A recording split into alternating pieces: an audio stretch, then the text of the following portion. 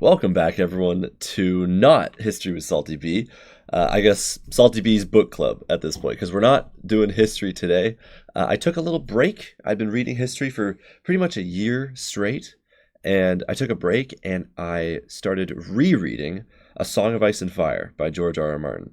And it is what I read right before getting into history because, I mean, politically, Game of Thrones is like the political side of Game of Thrones is a lot like real history. Forget the dragons for a second. It's a lot like real history.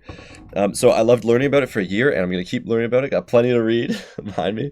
But I'm just taking a break and reading through, a Game of Thrones, a Clash of Kings, and I thought, well, I got to do some sort of episode on it. I mean, this is my way to talk about what I'm reading.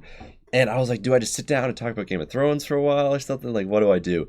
And I decided to do and A Song of Ice and Fire POV tier list. So watch out. I'm going to be moving myself. Woo! Here we go. Look at that. Boom. So A Song of Ice and Fire POV tier list. And I just decided to do it this way because I kind of wanted to talk about each POV.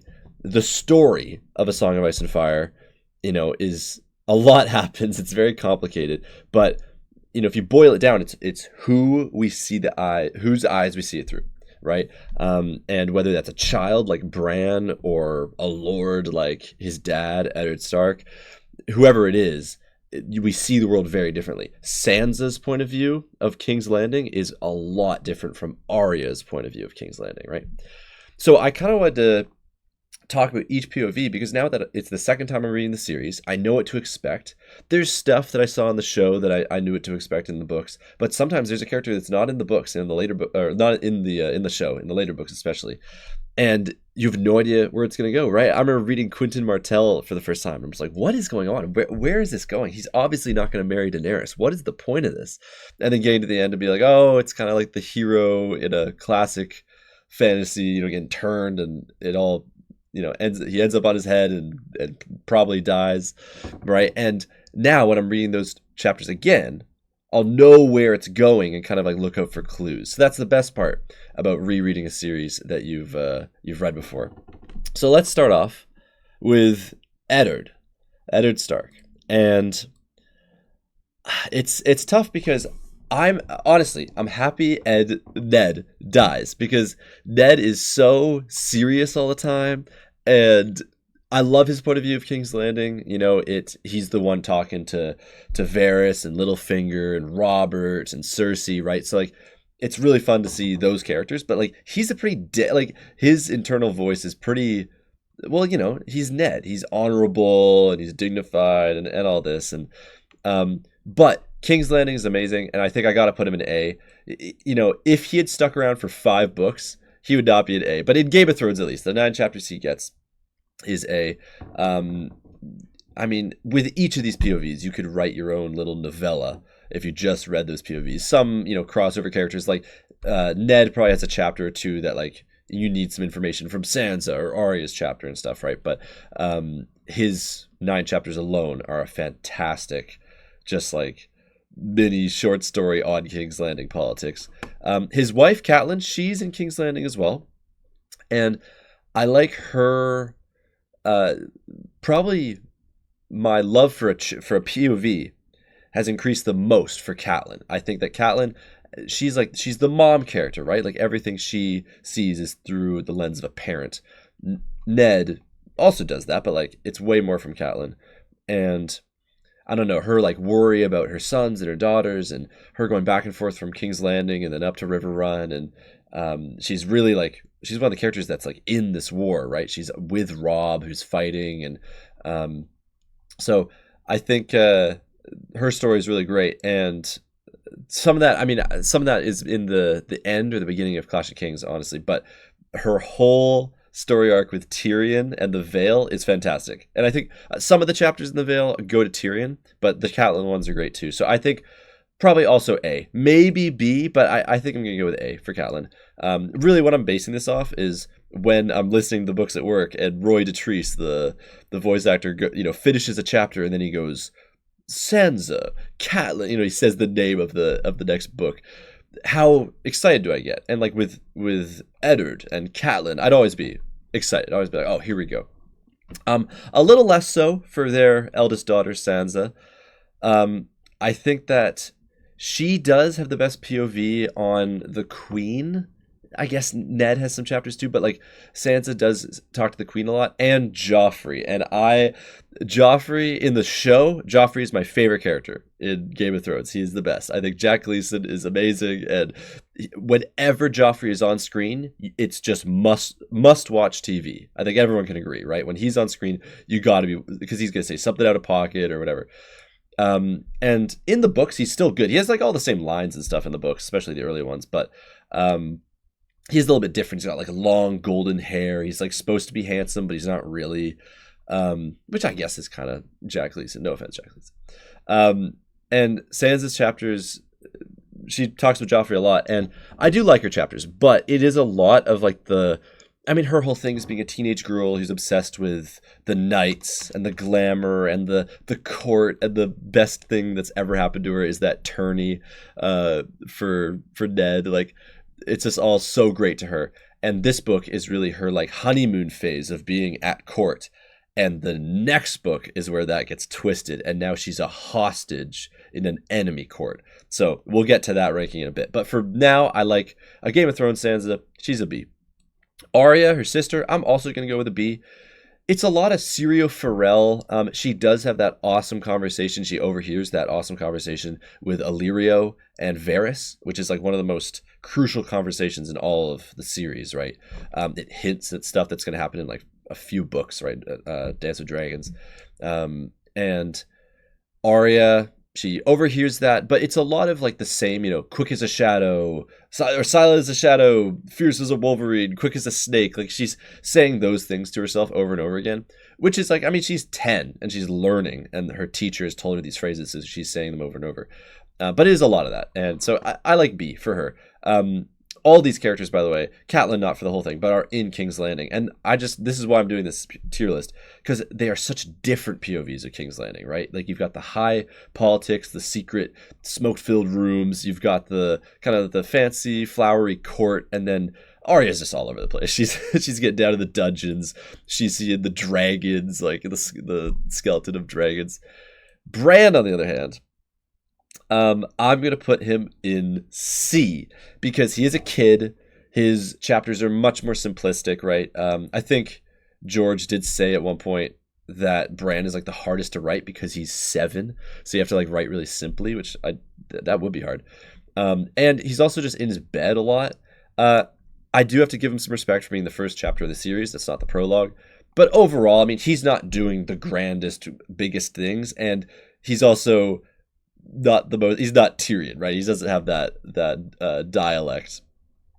So he's C, and I don't think that's like that controversial. He's like, it's fine, but every time there's a Bran chapter, I was like, okay, like, I'm not excited for it. Whatever, I'll listen to it, but I'm not excited for it.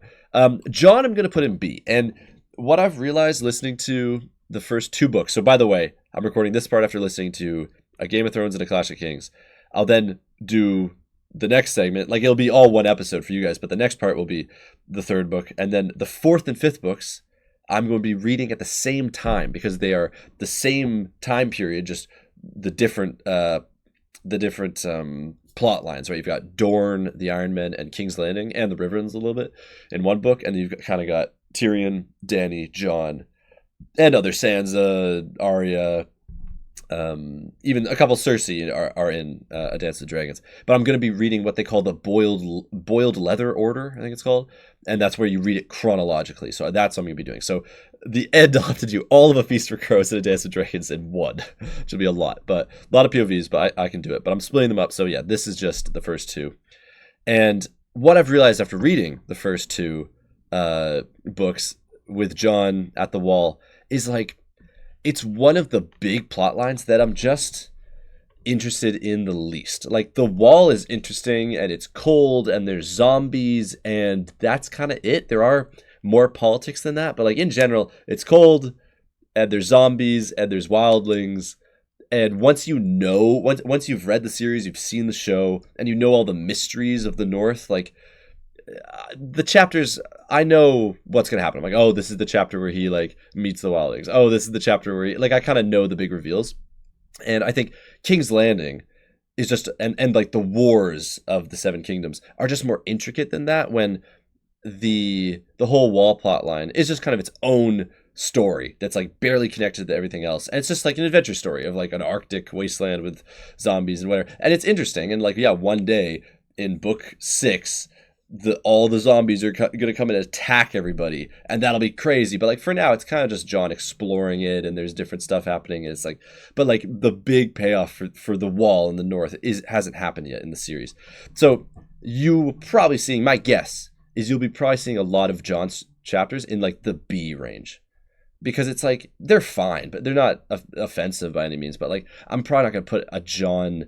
Maybe Dance with Dragons, because there's more politics. So you know what? I'll hold off on that. Maybe Dance with Dragons has like all those politics, and I'll put it in A. Anyway, Tyrion, A Game of Thrones. I think it might be S tier.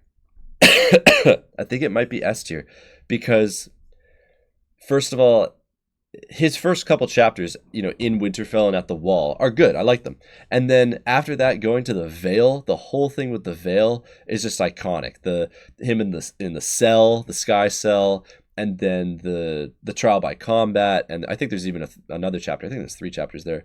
The build up to getting to it, and then he like brings all his soldiers down to his father, and they fight a battle there, which is really cool.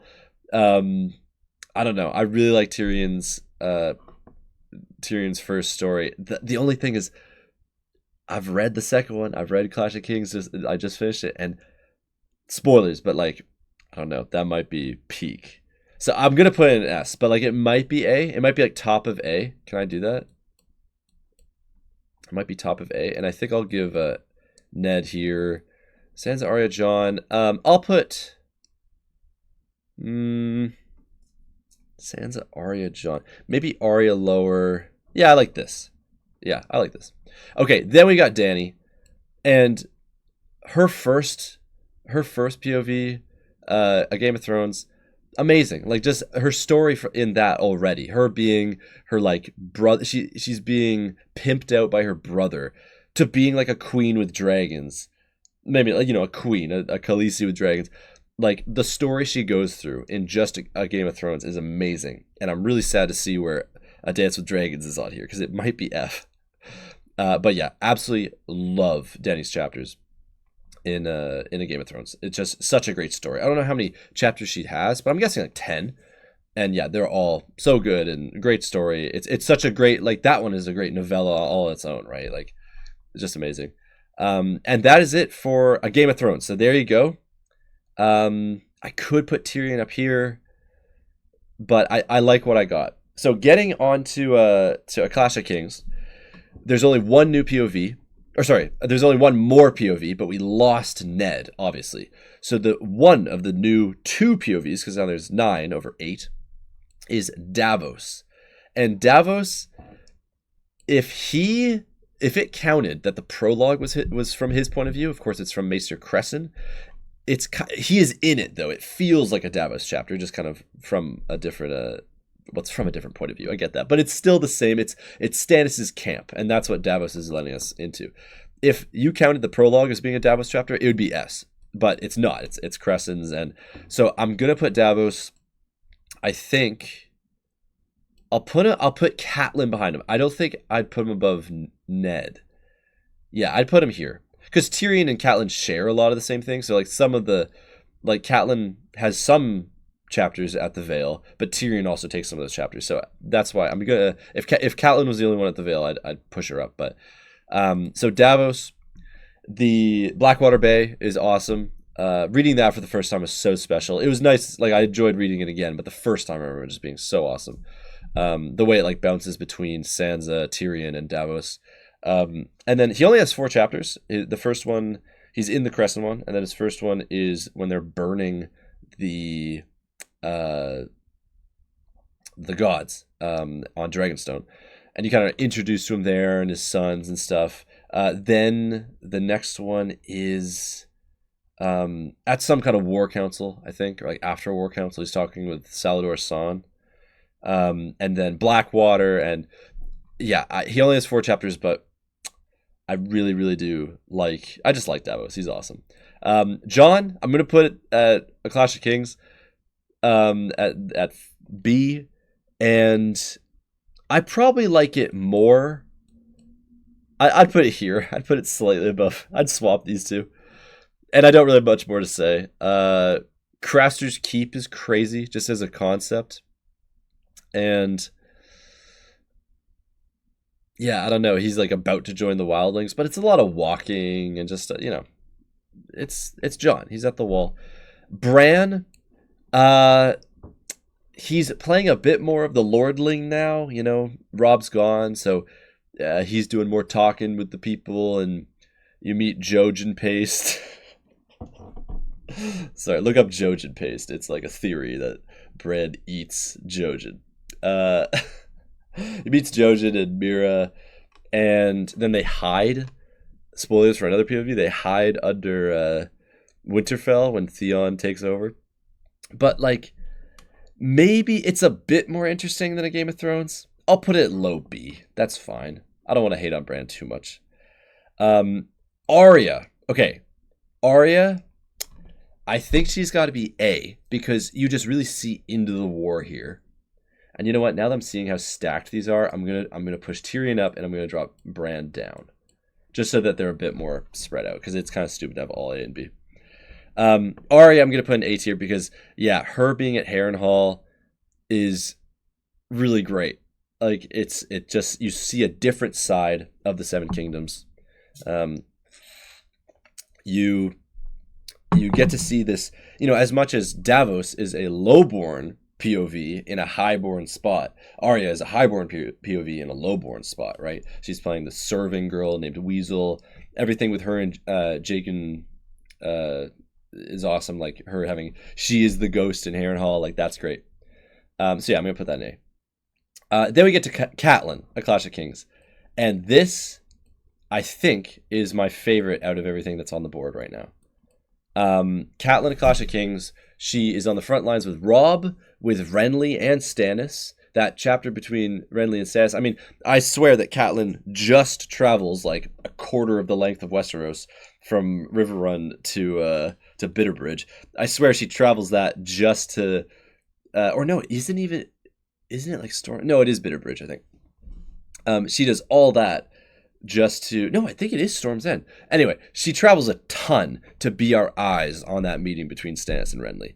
And that's an awesome chapter. And everything that's going on with her father and her children, and she finds out that Bran and Rickon are dead, and those chapters are so sad and yet thrilling as well. And yeah, that is by far my favorite. Like, so good. Then we get to Theon. He's got a wild story, man. For being a complete side character in book 1 to being like one of the most polarizing parts of Clash of Kings. Like, he does some shit. And starts with him getting a blowjob.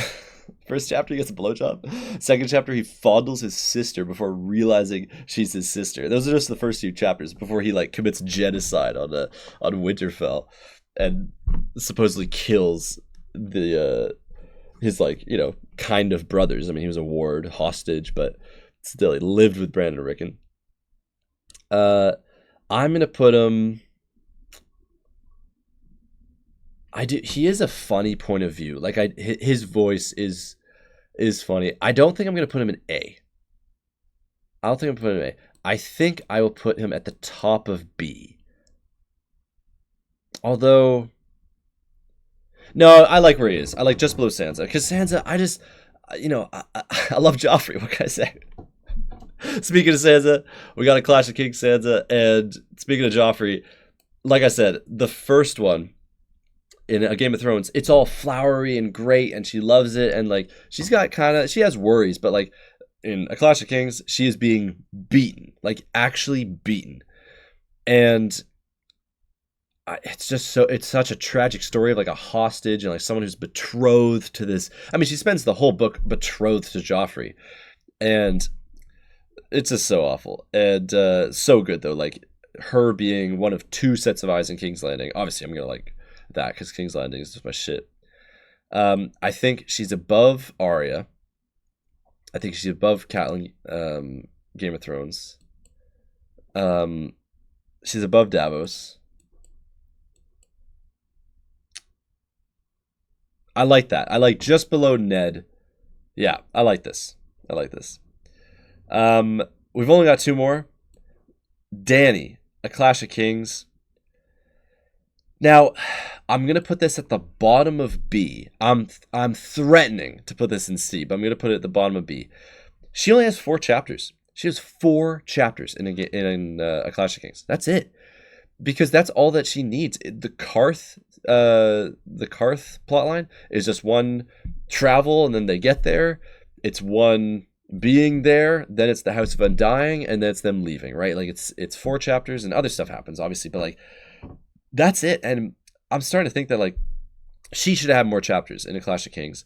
She's really low key in A Clash of Kings, just the Karth stuff. I think she should have started on her way to Slaver's Bay and maybe even made it to, I think it's Astapor she gets to first. I think she should have been in Astapor at the end of this book, like just pacing wise, because she just does not do a lot. The only reason why it's not in C is because of the House of the Undying. That is like, again, just like Arya, where is it? Arya seeing Illyrio and Varys. The House of the Undying is one of the most, like, theory-wise, it's one of the most important chapters. So, and that was a good chapter. I was locked in and, like, going back 30 seconds on Audible. Like, I was just like, I need to hear that again. Like, what was that? Because it's, like, it's prophecies and stuff. So, you know what? I talked myself into it. I'm going to put her ahead of Jon. I'm not going to put her ahead of Theon. So there she is, middle of B.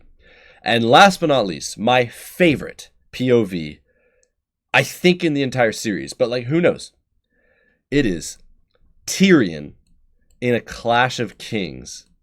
And I would put SS in here if I knew how, but I'm just going to leave it.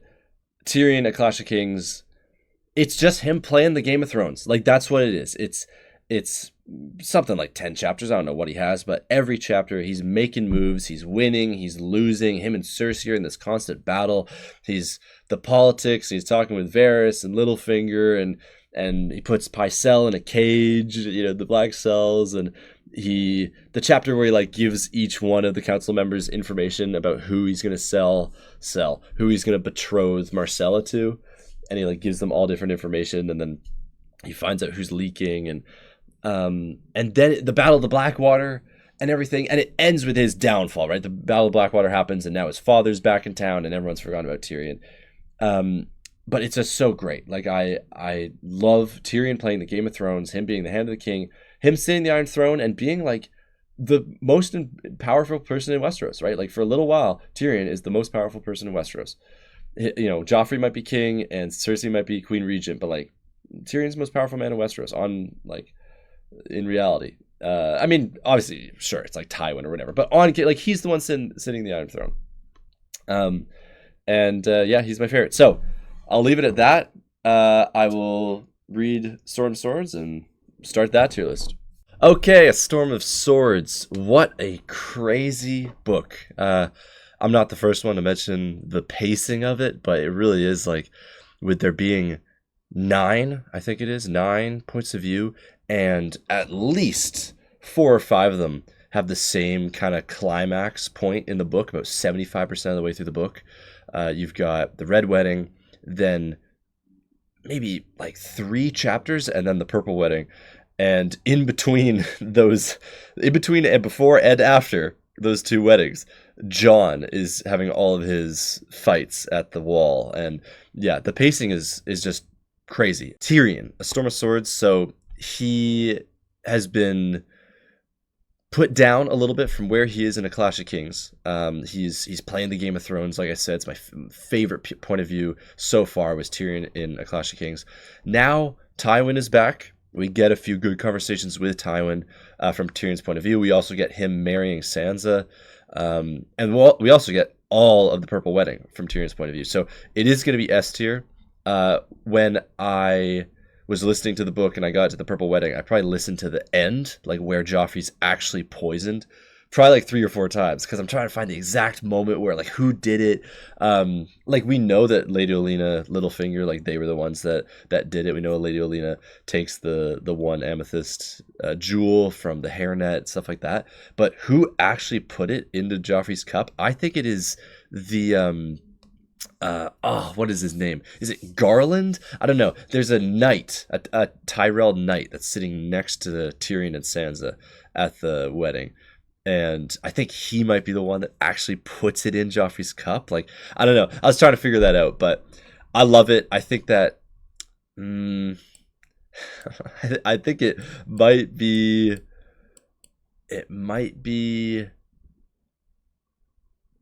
I think I like this. I really like Tyrion. I think it might be right here.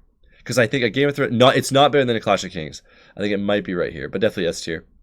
Then we've got Jaime. So Jaime, the new point of view, you know, the reaction when you first read the Storm of Swords and you read the first chapter, and then you, because there's the prologue, I think, and then you flip it and Jaime, like, that's a very cool moment. Him with Brienne, and him losing his sword hand. Basically, like, the first half of his point of view is him. He's still captive, but he still thinks he's hot shit. You get to see him fight once against Brienne, and then he loses his hand. And then the next, maybe it's even more, maybe it's like 60-70% of the book is him without his hand, and kind of learning how to, he's got to be a new person now. He can't do what he's done his whole life, and his whole personality was this right hand, and now he's lost it. You know, one of the best character arcs in fiction. We all know that. I think I'm going to give it an A, and I think I like above Catelyn, which I know I spelled wrong, by the way. Sorry. I can't change it. I don't know. I'm going to go right there. I think, yeah, Davos, maybe he's better than Davos. Yeah, I like him there. Speaking of Davos, we'll do Davos Storm of Swords next. I think he's also going to be A. Davos, the Storm of Swords, his first chapter is just heartbreaking. The first chapter where he's lost 4 sons. He's on this island. He's surviving, but he doesn't even know if he really wants to survive. He kind of wants to die. A ship is sailing by, and he's like, man, do I even raise my hand? Do I even start yelling?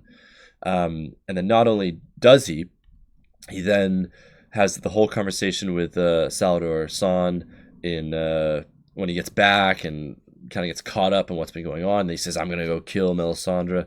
Then she puts him in the dungeon, and he talks to Florent, the ex Hand of the King.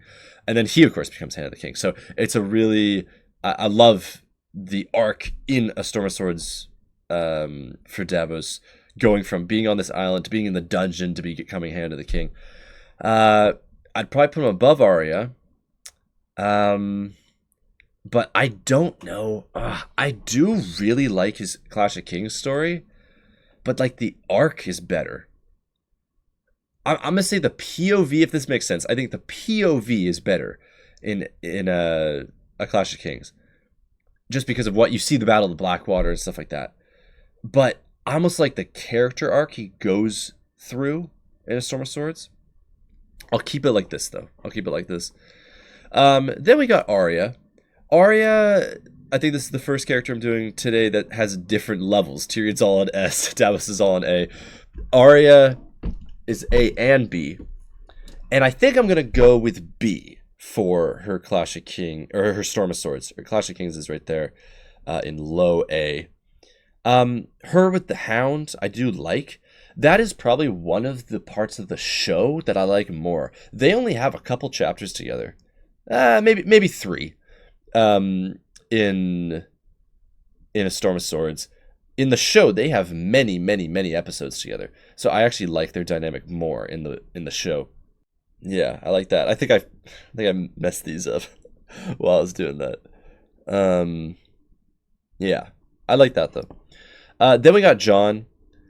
I put Jon in B before this. I think Arya was there.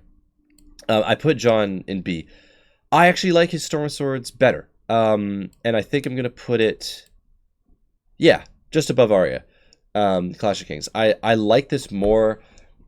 You're with the wildlings, and it's a lot more interesting. I find the wildlings a lot more interesting than Castle Black. I just think I like it better. I was more interested in John's chapters and him going over the wall. Bigger stuff is happening. He's not just at the wall being a steward for Mormont, right? Like, he's actually doing stuff. He's defending the wall. Lots of action scenes, almost too much action. But yeah, I'd give it an A. I enjoyed his chapters. Then Sansa, and Sansa, she only gets better and better. Game of Thrones, she's still this little girl who thinks that Joffrey's the best. Now she's stuck in enemy territory as a hostage, and in S tier, she's still this hostage, but now she gets released. And her last couple chapters, she's in the Vale, and the Lysa death scene, like, so good. I think I'll put her in the bottom of S. I don't think she clears her mom here. Clash of Kings is really good. She might even be the top of A. I will put her S. But yeah, love Sansa's chapters. Then Catelyn, Storm of Swords. I think it's got to be S.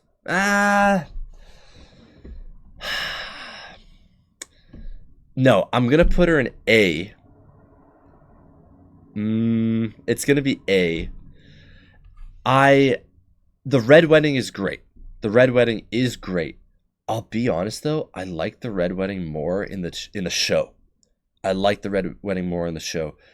I think it's great and it's dramatic in the books, but it just does feel worse than the show. I think the show did a better job with it. And a lot of the chapters leading up to the Red Wedding, especially when you already know what's going to happen, almost just feel pointless. There's a lot of them like talking about what they're going to do. There's like a whole chapter where they're just like, after the two Lannister cousins are killed, they're like trying to figure out what their next moves are, and they're about to go to the wedding, and they talk a lot about what they're going to do. And when you know the Red Wedding's going to happen, you know that all that's pointless. You know none of that's actually going to happen. Which is fine. Of course, it was going to be in the book. I mean, they don't think they're going to die. I'm going to put her... I'll put above Catelyn Game of Thrones. Above Catelyn Game of Thrones. Yeah, there we go. I like that. Next, Dany, Storm of Swords. She starts by like sailing on her ships, which is really cool. She takes out Astapor, takes out Yunkai, gets to Meereen. It is better than Karth. It is better than a Clash of Kings. I don't think it's an A, though. I think that Dany's chapters in Storm of Swords are good. They're fine. But the one that stands out is when she sends her... I think it's to take Yunkai, I think. And she sends them into the sewers and stuff. And that was one of those chapters where the role of the POVs really shines through, because it's like in any other book, you would be seeing Jorah and Barristan go into the sewers. Or maybe that's from Meereen. That might be from Meereen. I don't know. There's one chapter where she's a queen, and her army is going to take this... I think it is Yunkai. Her army is going to go take this city, and she just gets to sit there on her cushions and just wait for hours and hours to see what happens, to see whether she is the conqueror of this city or not. And I don't know, it's just fascinating, because in any other book, you'd be seeing the battle. You'd be seeing them storm the walls, going through the sewer or whatever. But in hers, she just sits back on her cushions and tries to sleep, and she can't. And then Barristan like tells her a little bit about her family and stuff. So I'm going to put Dany probably... I'll put her above Arya, I think.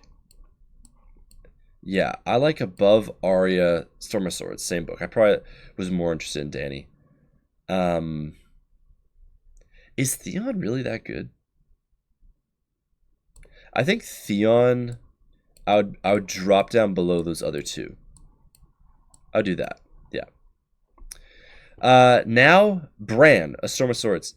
And Bran, same thing as Jon. Ironically, they're both up north. he's doing more in A Storm of Swords. He's not just at the wall, whatever, like John is. He's not just at Winterfell. He's now moving. It's best. It's definitely the best brand. I don't know if I can put him above A Storm of Swords, or sorry, above C. I think I'm gonna put him here. Same thing. I just don't. Brand's chapters, whatever. Like I don't know. Especially when you know what's gonna happen, they're fine. I'll put him in C. When I eventually like, I would like to get it so I maybe have like when I do A Feast for Crows and a Dance with Dragons. Obviously, there's gonna be a ton of chapters. I would like to have maybe only 5 in S tier, and then like an equal maybe 3 in F tier. All the brands might drop down. But that being said, there's some pretty bad points of view in Feast and Dance. Last is Sam. So Sam, I do like his chapters. He is one of the most annoying POVs though. Like he is just whiny, and a lot of his chapters are just about how he doesn't want to walk anymore. I like middle B. I like the middle B. Below Sansa, yeah. So there we go. There's Storm of Swords, all Tyrion, or all S tier. I did not know it was going to be like that when I started doing this. So I have started reading Feast and Dance, and I'm reading them in the combined order. So reading them both at the same time. Excuse me.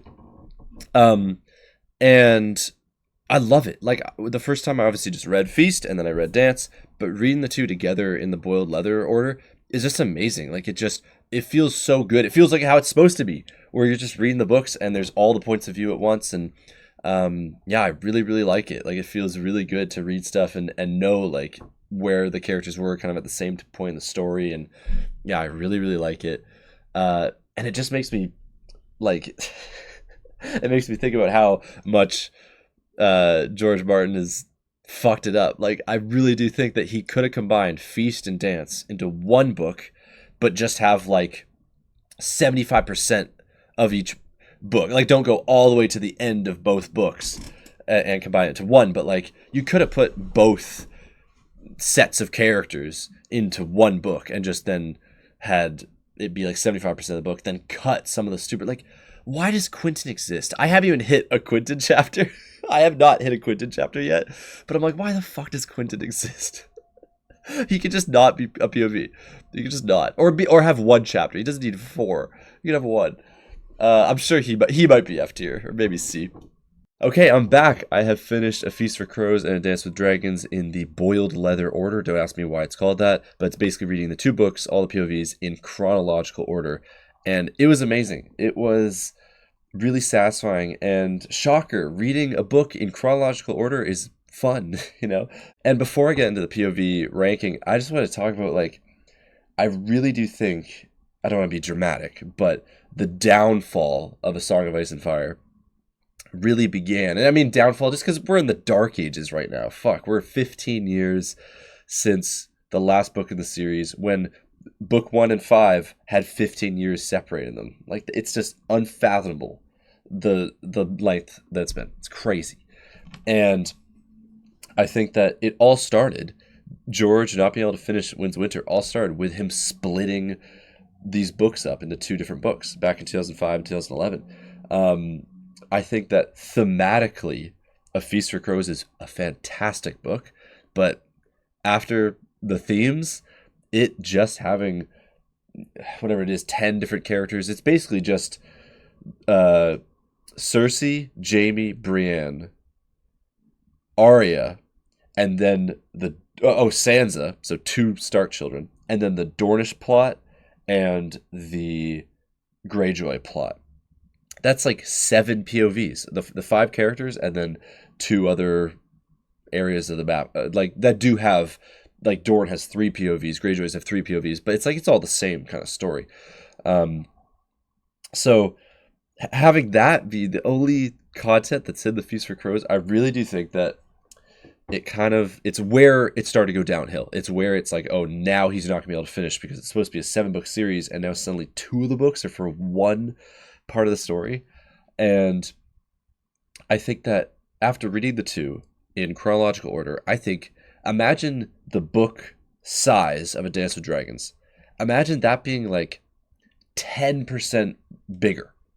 I think you could fit all of A Feast for Crows and like 50 to 60% of A Dance with Dragons into one book, chronologically, right? You could still have Cersei, Jaime, Arya only has one chapter in A Dance with Dragons. You can still have all those characters still end at the same point in the book that's now Feast for Crows, that now has a bunch of Dance with Dragons in it.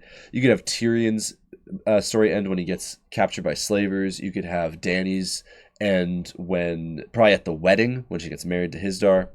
You could have, I don't know, John's story could end like, honestly, at any time. There's a bunch of big stuff happening up at the wall. You could have Theon's chapters end when they get to Winterfell or something. I don't know. I just think you could fit a ton of A Dance of Dragons into A Feast for Crows, make Feast bigger, and then the book that we are now calling A Feast for Crows is all of A Feast for Crows and 50-60% of Dance of Dragons. And then the book that's now A Dance of Dragons would have the rest of A Dance of Dragons, and then the Battle of Ice, the Battle of Fire, Dany coming back to Meereen, so that way the first thing she does in Winds of Winter is leave Meereen, but no, she still has to come back. Obviously Tyrion would be with her, and Jon would be dead halfway through A Dance of Dragons, and then he would come back right at the end. So again, he's alive, and now we're going into the Winds of Winter. I don't know. I just think that really could happen. I really think that he could have fit everything of Feast for Crows and then some of Dance of Dragons into Feast for Crows, and then Dance could have been the Battle of Steel, obviously. Maybe Aegon gets on the Iron Throne to end Dance of Dragons as well, right? Like, I just think there's so much that could have been done, and I really do think after reading this order, I really do believe that it could have been fit. So let's jump into the POVs. Obviously, some of these POVs are just Feast, some of them are just Dance, some of them are both. And so I just have the characters here, and you can see a new POV. So this is a new ranking, new tier list. So this is kind of just Feast and Dance POVs, but obviously we can combine them later. So first we got Cersei, my favorite POV. I think I don't know. I think it's just slightly above Tyrion, A Clash of Kings. I think Cersei's just above him, because watching Cersei, she thinks she's doing so great, right? Oh, did I forget to? Whatever, it's one thing on it. Boom, Cersei. Let me put. Oh, whoops. Let me put me down here actually, because I think the upper ones are going to fill out more. So Cersei, she thinks she's doing so good. Every move she makes, she's like, oh, this is so good. And even when stuff goes wrong, she's like, oh, like it went wrong because of this. It wasn't me. It was because of this person. Or, oh, they're an idiot, Like when Bronn kills the Stokeworth husband, and then she's just like, put her in the dungeon. Like, that's such a heartbreaking scene too, where she just throws this woman in the dungeon forever. I don't know. She thinks she's doing so good. She thinks that she's Lord Tywin with teats, that's the line, and she's not. She really isn't. And it all falls apart. Some of it is not her fault, by the way. Like, after reading it again, I'm like, yeah, some of this is just like not her fault, but she does like promote the Master of Ships Waters, and basically just because he's hot, like he looks like Rhaegar Targaryen, and I don't know what to say about it more than just like it is a beautiful collection of chapters that just slowly fall into madness, and then she gets imprisoned, and it's so funny. And I think it made me realize that the next time, in a couple of years, whenever it is, the next time I read A Song of Ice and Fire, I think I'm going to do a King's Landing %, meaning that just Ned, Arya, Sansa, and like the one Catelyn chapter in Game of Thrones, then Sansa and Tyrion in Clash of Kings, Sansa, Tyrion, and then I think I'd throw in Jaime for Storm of Swords. I think I'd throw in Jaime because he's trying to get back to King's Landing, and it's good to show like the two sides of the war, not just the throne room, but the battlefield as well. And so Jaime and A Storm of Swords, and then in Feast, obviously Jaime, Cersei, and probably Brienne as well, because she's also kind of around the Lannisters and stuff. And then I don't know if I'd throw in Tyrion in Dance. So I might only be reading a couple. There's barely any King's Landing in Dance, which is crazy because like after reading Feast, after reading it mixed together, it feels like King's Landing is in both of them. But then you realize, like, wait, no, Dance of Dragons has like two with the prologue, like 1 or 2 King's Landing chapters, which is just crazy. I can't believe he split the books. Then we got Jamie. He's in S tier as well. Him standing vigil over his father in his first chapter, the White Book, then talking with the Blackwoods and the Brackens. Some of the best chapters. Actually, like in the top 20 chapters, I have a lot of Jamie's chapters, not just from the Storm of Swords, but from Feast and Dance. Like really, he has 1 chapter in Dance. Really good. S tier for sure. Arya. Is the assassin cult that interesting? Kind of. Like the House of the not the House of the Undying, the House of the Faceless Men. It is interesting. I think I'm just gonna put her in B tier though, because like some of the chapters are maybe low A, yeah, probably low A. Sansa, I think also A, below Arya though, because there's only like 4 chapters or something, and one of them is randomly the second largest in the series. The largest is the Purple Wedding. The second largest is Sansa's final chapter, which came out 26 years ago or whatever the fuck it is. 16, I think.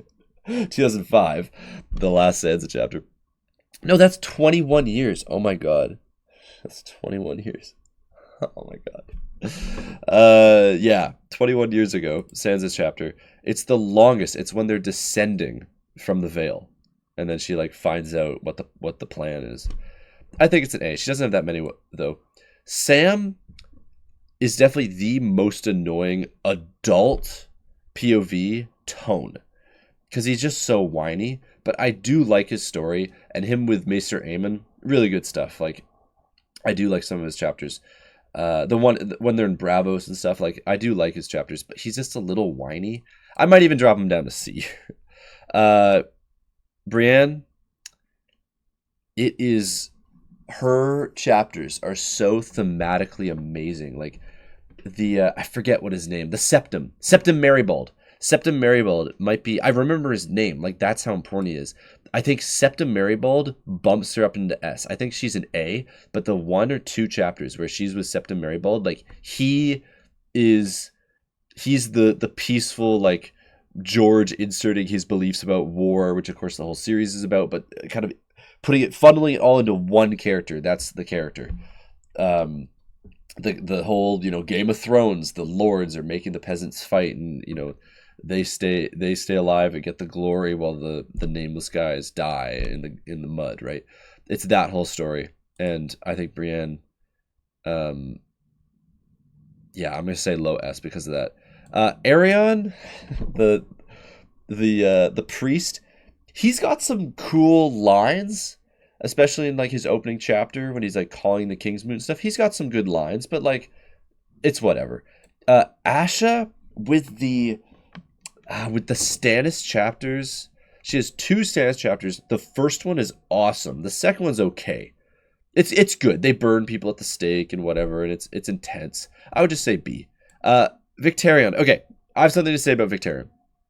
I watch a lot of A Song of Ice and Fire YouTube, mainly Quinn the GM, and shout out Quinn, shout out Quinn from Salvy, Quinn as well.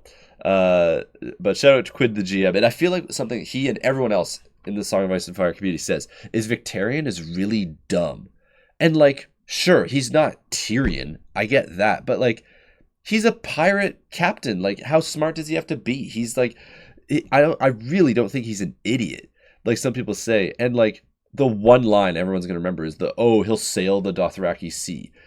Of course he thought the Dothraki Sea was an ocean. Why wouldn't he? Right? Like it's a funny line, but like I really do not think he's that stupid. On a reread, I was expecting to read Victarion and be like, oh my god, he's fucking so dumb. He's not. Like I don't know. He's not the smartest character, but like he's not an idiot. He's not like a bumbling idiot. It's pretty average. Pretty average intelligence. Like yeah, he's like maybe a bit dumb. He's a pirate. He's a pirate lord. Like he's not gonna be well spoken. I'm gonna put him above Asha, but not any higher than that. Eris Oakheart. I'll be honest.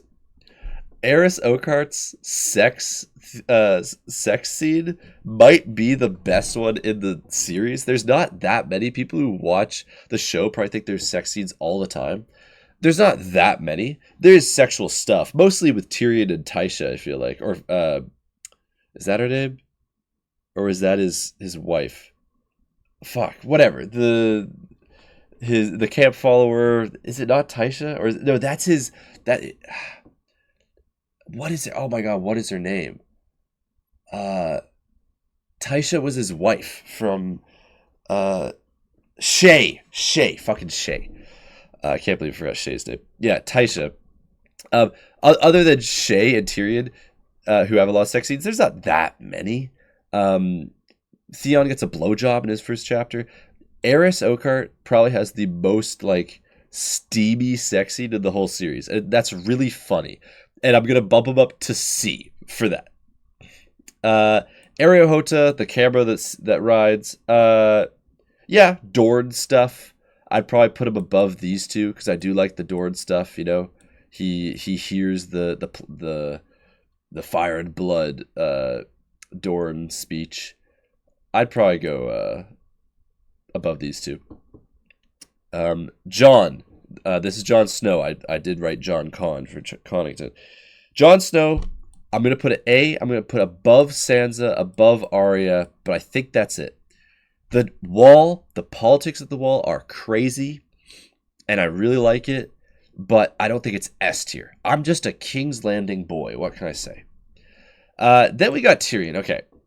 Tyrion's story, when I say it out loud, sounds amazing, right? He's smuggled away from, his king slaying trial. He then joins this band of sellswords that's actually a secret king to be with the Lost Lord, the Griffin, and then he gets taken by Jorah to go back to Dany. Then they get captured by slavers. Or no, then they join a ship, and then he meets Penny, and he starts like becoming Penny's, like replacing Penny's brother. Then they get captured by slavers, and then they get to Meereen, right? His story is crazy. But I was never that excited for a Tyrion chapter, Like, it was always like, oh, okay, here we go again. Like, the early stuff, the stuff with Jon Con and Griff and young Griff, that stuff I really wanted to hear again, because obviously Aegon the Sixth is going to be such a big character, and I wanted to hear his chapters again because he's not in the show as well, right? So it's completely new stuff to me. I was excited to read that for a second time. But I don't know. I'd put him above Sansa. I'd probably put him above Arya too. I'm not going to put him above Jon. I think that's where he's sitting. So the first time I'm not giving Tyrion S tier. Then we got Daenerys. Oh, Daenerys. I think she's B because she does have interesting chapters. Like, I'm not going to say that she doesn't have good chapters, but I don't think she's A. I don't have that much fun with her in Meereen. Like, if her Meereen story was split into 2 books, like I talked about earlier, maybe, but I don't. Davos, definitely A. I mean, he only has, I think it's 3. And they're all in the first half of A Dance with Dragons. And even in the Boil Leather order, all of his chapters are the first half. Actually, I think it's his fourth chapter. I think he has 4. His 4th chapter is the exact halfway point of the order. I really like it. The North remembers him being locked away again. He just finds himself in jails all the time, huh? I think that I really like his chapters. I just really like Davos, obviously. And so I think I'm gonna put him just below Tyrion. Theon, another A tier. Let me make sure I'm not covering anything up yet. Theon, yeah, what a story. I'm probably going to put him above Sansa and Arya as well. Yeah, I'll put him above these 2. I'll leave him just below Jon, I think. Just below Jon. Hold on, let me get this right again. Yeah. Bran. Okay, Bran. I really liked Bran's chapters in Dance with Dragons. Probably because there's only 3 of them. And they're really just like, it's simple. And I know what's happening. And there's only 3. And there's some magic. But it's exciting. And yeah, I think A. And bottom of A. I like bottom of A. Okay, we're getting to there's 5 more. I did not do any prologue or epilogue in these POVs, but I am going to include Kevin. Kevin, I think his epilogue, I love it. First of all, because like Varys coming back, you get to see Cersei and Tommen in it. You get to see the small council. It's just like the perfect final epilogue for us to see. King's Landing, the prince, or not prince, the regent protector, or lord protector, whatever he's called, lord regent. I forget what his title is. Lord regent, I think it is. Yeah, it's S tier. It's so much fun. I love it, and I just wanted to include that before I get into the final few. Melisandre has 1 chapter, and it's a banger, but it's 1 chapter. So I'm just gonna put her. I'll put her behind Dany, but it's a banger chapter. Barristan has a few chapters. I really like his point of view. I really do. Like, I think I just love his personality and what he's been through, and the history he's seen. Honestly, I'll put him above Dany. I'll put him at the top. You know what? I'll put him above Bran. I mixed up this one for no reason. I'll put him above Bran. There we go. I'll put him there. I'll put him below Sansa. Okay, we got Jon Con next. Yeah, I mean, I guess I'd put him A. His 2 chapters are amazing. I'll put him above Barristan. And then last but not least, Quentin Martell. Quentin's story is 4 chapters. I believe it could have been done in 2 if one of them was just axed and then the other one was given to Dany. He has like 3 chapters that are of note. And I don't know. I going into this, I thought he was going to be my one and only F. But I can't fault George for making Quentin. I think I'm gonna have to turn this down a little bit so you can see him. I think he's just gonna go in C, because I do like him more than Aerys. I do like him more than Arion. I do like him more than Ario. I might even like him more than Sam, but I think I'm gonna leave him there. So there you go. That is my Feast for Crows and Dance with Dragons tier list. I would put them together, but there's just so many names. You saw them, and like, do you really need to see it all together? I think that's good enough. So now I've talked about when I think the series took a wrong turn with the split, the Feast for Crows and Dance with Dragons split. I've talked about every POV in the series, other than epilogues and prologues. Obviously, the prologue in the first one's amazing. A great start. Like, how else would you start it? It's awesome. The prologue, Viramir Six Skins is a great prologue. Pate is a great prologue.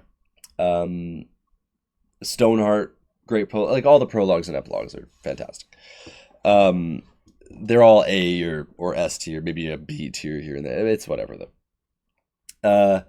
But I thought, I'm making this mega video on A Song of Ice and Fire. I don't know where else to put this. I wanted to share my opinions of what's going to happen in the Winds of Winter and A Dream of Spring, because I don't know every single plot point. I don't know every single character. Like, is Barristan going to die in the Battle of Fire? I don't know. Maybe. It could go either way. Like, I don't know what he's going to decide to do. But what I'm imagining is, like, those YouTube videos where it's showing a battle and it's got like the blue and the red and they're like pushing against each other. It's showing troop count, and then you see how, like, in the country, how the enemy nation like slowly took over the country, and that takes the capital and the whole thing turns red or whatever. I'm imagining one of those for Westeros, and like in the Winds of Winter and A Dream of Spring, and thinking of the major plot points. Here's my general thoughts on what's going to happen. Starting with King's Landing, obviously. I believe that Aegon the Sixth Targaryen, who is currently taken Storm's End, I think the Tyrells will march on him, right? After Marjorie and Cersei and their trials, which I think both go good. I don't think any septs blow up. I think that they both are free. Maybe Marjorie gets taken down. Whatever. It's Cersei will be fine, and or even if she's not, she's just in a cell somewhere in King's Landing. But I think that the Tyrells will go down. Mace will go down to handle Aegon the Sixth, and I think Aegon will not only defeat him but turn him to his cause. So now he has the Reach, Dorne, and the Stormlands. Suddenly, he's got 3 of the 7/9 kingdoms, and like almost all the South. Right? He's got the whole South, and now he marches on King's Landing. And let's think about what's going on in King's Landing. Cersei is in the mud right now. No one respects Cersei. Kevin is dead. Tywin is dead. Tyrion is gone, and everyone thinks he killed the last king. The current king is a 8-year-old boy, and Jaime is also gone and has lost a hand. The Lannisters are in the absolute mud right now. Like, I seriously think that Aegon can walk into King's Landing and step onto the Iron Throne and no one would even stop him, right? Like, the Kingsguard sucks. Like, the Lannisters are just in the mud. Their time is over. And I really think that in the final 2 books, their only role is going to be Cersei's point of view, Jaime's point of view, and wrapping up their stories. But, like, in the actual Game of Thrones, they're done. Like, they're not winning any thrones anytime soon. They're about to lose their throne. And I think that Aegon pulls up with the power of the South and kind of takes the city. And I don't think it's, maybe, there's a battle or whatever, but I don't think that King's Landing burns yet. I think that Jon Con becomes Hand of the King and finds out, I think Cersei tells him or something, he finds out that there's caches of wildfire in the city. I think that seed is set, but I don't think it actually happens yet. Then Dany, when she gets back from the Dothraki Sea, when she has talked to Tyrion, and they're all, and then now, okay, let's finally go, and they go to Westeros. When they land in Westeros, I believe Aegon will be on the Iron Throne, and she'll be like, what? Like, there's already a Targaryen on it? What is happening? And then when she shows up, I don't know exactly when it happens, but when she shows up, Euron will enter the picture. Obviously, he's attacking Old Town right now. I assume that goes well for Euron. He summons a Kraken or something cool I've heard theories on. But, like, I assume that goes well for him because he is still going to be a threat when Dany shows up. And then he will try and bind one of her dragons to him.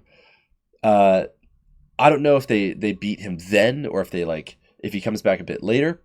But I believe that Aegon, he can't marry Daenerys because he's already going to be married to Arianne, the Dornish princess. He can't marry Daenerys, but obviously he should try and bind to one of her dragons. Duh, he's a Targaryen. She's got 3. She's already on one of them. He's going to try and bond with one of them. He is going to try and bond with Rhaegal because that is his father, who he's named after. He will try and bond with Rhaegal. It'll look like he's flying for a bit. For a split second, oh my god, he's flying the dragon. And then suddenly, as he's way up in the air and everyone's cheering, and oh my god, we've got 2 Targaryen, king and queen. Well, no, one's married to someone else, but whatever. We've got 2, and there's dragons back, oh my god. And then Aegon, the 6th of his name, is going to fall from the dragon. And he's going to splat on the ground. And then the bells are going to toll for the dead king. And Jon Con is going to have major flashbacks, and he is going to activate the wildfire. He's going to burn Stony Sept like he should have. He's going to burn King's Landing, and before Daenerys can sit on the Iron Throne, it gets burned to the ground. And she is now queen. Obviously, with the king dead, the Dornish princess doesn't matter, and now Dany's the queen. So it's like the marriage didn't even matter. Them not being able to get married didn't matter. And now she's queen, and King's Landing is destroyed. And I think maybe she's lost a dragon already to Euron at this point. I don't know. But that's what I think is going to happen in King's Landing. The Euron stuff, I don't know. Euron might show up later. I really don't know. I feel like Euron will get to King's Landing before Daenerys, though, just based on, like, space. But maybe that's wrong. that's what I think is going to happen in the south in King's Landing. Up to the north, I don't really know what's going to go on with the Battle of Ice. I assume Stannis is going to win, but like he still has to burn Shireen. So I feel like he wins, and then they burn Shireen to go against the others or something. So I think Stannis is actually going to survive into A Dream of Spring. I really do. Or at least, or maybe he'll die in the Winds of Winter, but it'll be at the end when they're battling. Because I do think the Battle of Ice is going to happen at the beginning of the Winds of Winter, and then the others are going to start. Like the first real battle with the others is going to be at the ends of the Winds of Winter, and maybe that's when Stannis dies. Because at that point we know like, oh, Jon's Azor Ahai and Stannis isn't, and then his kind of cause is kind of ended, and he dies at the end, or at least like, I don't know. I think they beat the Boltons, and then they go against them, and I don't know whether Stannis himself, but at least his forces and the Wildlings and the Night's Watch, they all go against the others.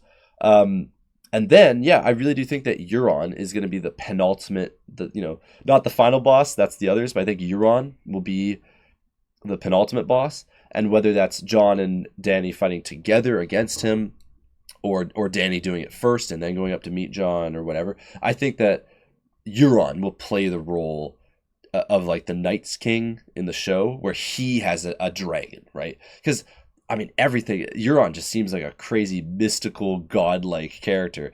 I feel like he's going to summon a Kraken, and I feel like he's going to bind a dragon. Victarion is going to be his, like, Victarion tries to get him a dragon. Maybe he learns from that or something. Or maybe Victarion does get him a dragon and brings it back. I don't know. But I think that Euron will end up being, like, the second to last evil that they have to defeat before the others. But that's basically what I think is going to happen. I don't know. There's other politics, obviously, the Vale, the Riverlands, like what's going to go on with Brienne and Jaime. I don't know how that's going to go. I'm talking about the Game of Thrones, like the very top of it. I think that Aegon will take over King's Landing. Cersei will probably get sent back to Casterly Rock or something, because I think that he said we're getting a Casterly Rock point of view at some point, so I feel like that's gonna be Cersei. Jaime and the Riverlands, I don't know, but like the general thing is the South kind of unites behind Aegon. They take down the Lannisters. Then Dany shows up. Aegon falls off the dragon. That's like the one part I'm sure of. Like I feel like the whole Fagon thing. He's a Blackfire. What else would make Jon Con go crazy than? Because I do think he's going to sit on the Iron Throne. How the fuck would the Lannisters survive his invasion? The Lannisters are going to get bodied. Like coughing baby atomic bomb type shit, right? Little boy versus Golden Company. It's just no match. And the Golden Company, they'll get Aegon on the Iron Throne, and then when Dany shows up, it's like, well, they're not going to fight. Like, I don't think... Like, well, maybe they do fight. Maybe she descends on King's Landing with fire and everything or whatever. But I think Jon Con's going to go crazy and blow it up. Like, that's what I believe, because he's got the grayscale. Like, I think it's a ticking time bomb. And I think the perfect way to have that happen would be to have Aegon fall off the dragon. It would just be perfect. It would be like, oh, and then now he's dead, and then Jon Con blows up the city, but now Dany, like, wants to sit on the other throne but can't, but now she is the queen. I don't know. I just think it would be perfect. I think it'd be perfect. Aegon falling off the dragon. And then in the end, yeah, Jon and Dany ride dragons. Maybe I think Tyrion probably rides a dragon as well. He gets the dragon back from Euron somehow, because I think Euron's going to get a dragon. And maybe he'll join the others. Euron will join the others. Like, I don't know. I just think Euron will be the penultimate kind of boss. After the Lannisters and the Boltons and all those, like, petty lords are taken care of. I think that's gonna be Euron, and then the Night's King. But that's basically what I think is gonna happen. And I don't know. Like, I think that's kind of the basic structure. Like, again, I'm keeping it vague. The only real thing I'm saying is the Fagon's gonna fall off the dragon. Other than that, like, I'm like, yeah, I think it's all. That's kind of what's gonna happen. I really believe that. Like, I don't know. It's from the show and the books. Like, I feel like we kind of know the direction it's gonna go. One last thing I'll say is, how does Bran get on the Iron Throne? It's because Jon is the rightful heir to the Iron Throne, and Jon's closest relative would be Bran, wouldn't it be? Like, Jon through his mom, and then Bran's his cousin, and Bran would be his oldest male relative, right? So that's how I always thought that Bran would get on the throne. It's not because he has the best story. It's because Jon's the rightful heir, and Bran is his closest descendant or relative. so then it just goes to Bran. I don't know. And then Sansa still becomes Queen of the North, and Bran's now the king of the Six Kingdoms, and it's an elected monarchy, sure. And then Jon goes back to the Wall. Boom. And sure, Arya can kill the Freys. That's fine. Okay, anyway, thank you guys so much for watching this really long video.